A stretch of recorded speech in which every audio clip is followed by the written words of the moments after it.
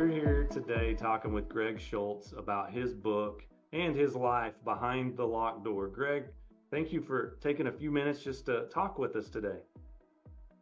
Well, thank you for having me, Scott. Here's the book, by the way. I'm not going to sit here and hold it. I'll set it back down. But Well, just tell us a little bit about your book. That's a great segue into it. You showed us. Okay. Now tell us a little bit about it. Okay.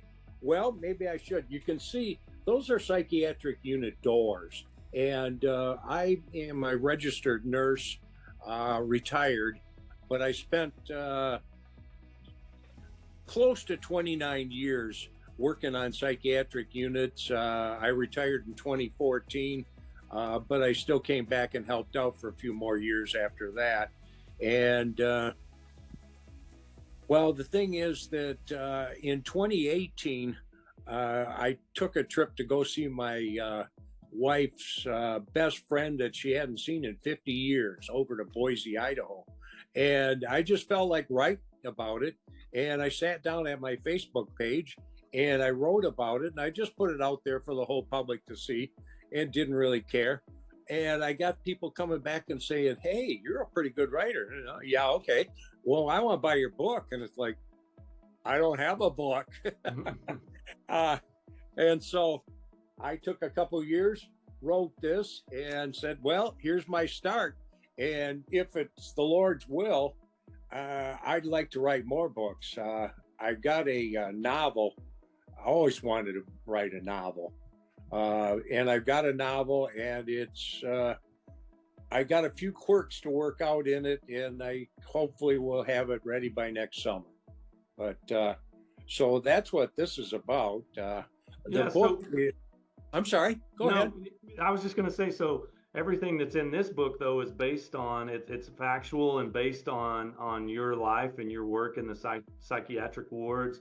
How did you go about choosing what to include? Did you keep notes, or was it just memories as you thought back? How kind of talk us through the process of how you came up with the book? Well, it's like anything else. You start with that which you're most familiar with and that you got the best feeling toward, and you work your way out from there. When I started in the psychiatric ward, I actually had a college degree, but it was not in nursing. And I started working in what I'll call a mental health worker, which is a nursing capacity. And I liked the work. And also, as you may know from the way I sound, I'm from Michigan. And Michigan is a hard place to find a job now. And so I ended up washing up basically on the psychiatric ward. I was qualified. They wanted me, and I was really happy after a summer of unemployment to get the job there. And I had a run-in with the nurse, and I felt that I actually had more education than the nurse and all that. And so I knew what was going on. And I got my comeuppance the next day. And because the hospitals are run by nurses, and nurses have to make some tough decisions and make sure that the patient is taken care of. And of course, it doesn't matter how much education you have, if you're not trained and know what you're doing, you could be a hazard. And so I got what I deserved. I left there and I said to myself, I need to become a nurse. And so I went back to nurses school. I also worked full time going to nurses school, and I had a family. And so I talk about a lot of my experiences as a more global thing. My wife wants me to mention that one crowd that would really do well having my book around, it won't be recommended by their colleges and whatnot. That's a whole different field to break into, and you got to have connections. However, if anybody studying to become a nurse, studying to work with the mentally ill, or studying to work with people, would be well served by learning the lessons that I learned the hard way here.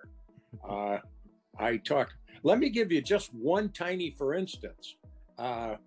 people have a tendency to want to have what they think confirmed. And so you're Scott, I'm Greg, I'm passing out pills, but I'm not sure who you are. So the natural human tendency is to say, are you Scott? Well, when you're dealing with the mentally ill, I say in my book that you're dealing with jokers, confused, and jerks. And if somebody just wanted to have a little fun and didn't care, they say, yeah, I'm Scott. And then you hand them Scott's pill down the gullet and they're gone. And it's not Scott. And that is a real bad thing. So what I always teach people to do, and it's hard to get it through their heads, is you ask, who are you? And if they won't tell you, say, okay, well, we'll have to get that settled, but I'm not going to deal with you right now. I'll get back to you. That is what I call a whiffum factor. What's in it for me? And this person's whiffum is not to stand around and watch me pass pills for the next half hour. So it kind of, we're dealing in psychology and psychiatry. So it's a negative reinforcement for a negative behavior. And when you got a couple of negatives, it tends to produce a positive. And so anyhow, what I train them to do is ask them, well, who are you? Now it's up to them to try to read your mind and figure out what person you have pills for. And it saves you a lot of trouble. And again, that's the stuff that I talk about, is that how would you like to fill out the paperwork? I'm given some medication that can turn this guy into a pretzel by accident, because you thought you knew who they were, and they just went with it. Now, a lot of times you could be dealing with just plain confused. That happens a lot inside the psychiatric unit also. And so you got to be an agent that reduces confusion. I hope that gives you some idea. Yeah, no, I think that's super helpful. And I've always heard it said, somebody once told me, I can save you some on the dumb tax and mistakes that I made. And so that's what I hear you saying is you share not only stories, but also just helpful information for people who might be entering into this, and just overall helpful information and how to interact with people. But Greg's book, Behind the Locked Door, it's available online. He's got a webpage through his publisher, Christian Faith Publishing. Also available on Amazon, Barnes & Noble, through the Books app on iTunes, paperback, ebook, both versions, however you like to consume your book. But Greg, I wanted to come back to you. I want to give you anything else you want to share with us about yourself or about your book as we're kind of wrapping up our time today. Well, I do have you asked where you started with. I started with actually the physical stuff because it's so easy. I entitled that chapter Like an Apache, in as much as you hear something going on, you rush to it, but you don't rush right in there. An Apache, the same thing. He hears gunfire and whatnot, he goes to it, but he says a Mexican or an American will rush right in there and get shot. The Apache will get up there and then check it out very carefully and whatnot. And so dealing with the physical side of things was the first thing I dealt with. But the next thing that I really have a little bit of a passion for is my dealing. So I went over to and wrote a chapter where it mixed in where I dealt with multiple personality disorder, which, believe it or not, is not that rare because it happens in middle of Michigan. I had several people that I ran into.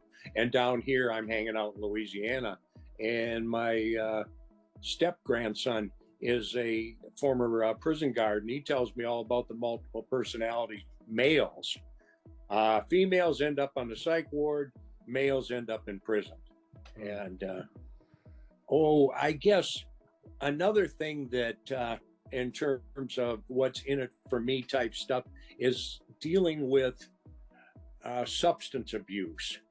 And what I want to convey there is that every person is responsible for themselves. And that is one of the real hardest things to have to deal with in today's world. You've got so many times I would have families call because I was also the agent that they spoke to for a few years. And they wanted to get help for somebody that desperately needed it, but did not want it. And the only times that you've got people getting help for substance abuse that don't want it are what we call a nudge from the judge. And we did not deal with those people because we were strictly voluntary. But also another thing that a teaser line, if you will, is I also deal with, you see it so much on television and maybe in the movies sometimes, and they say, okay, we picked you up, we're going to send you to the psychiatric unit for a 3-day hold. And people think, oh boy, Joe's going to be off the street for 3 days. That is nonsense. And I tell you all about why it's nonsense. And I might also add that I heard it myself. I'd walk into the room, meet a person. Well, I'm here for 3 days. They told me in the ER. And I'd say, boy, I got news for you. Unfortunately, I was the guy that had to break the bad news. But you want to know more? Let me pitch my book. There you go. Well, Greg, thank you so much for taking time to talk with us, share a little bit with us, and we wish you luck. But thank you so much for taking time to join us today. Well, Scott, thank you for taking your time to be with me also. And we will talk some more as we get into this. Well, thank you. Have a great day. I sure will.